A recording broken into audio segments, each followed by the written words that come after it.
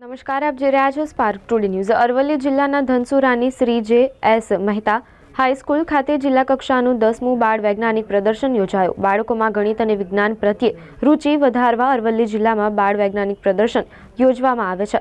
આ વર્ષે જિલ્લાની 10મું બાળ વૈજ્ઞાનિક પ્રદર્શન અરવલ્લી જિલ્લા ધનસુરા ખાતે શ્રી જે.એસ. મહેતા હાઈસ્કૂલ ખાતે યોજવામાં આવ્યું। માનનીય અન્ન અને નાગરિક પુરવઠા મંત્રી ભીખુસિંહ પરમારના હસ્તે આ પ્રદર્શનને ખુલ્લું મૂકવામાં આવ્યું હતું।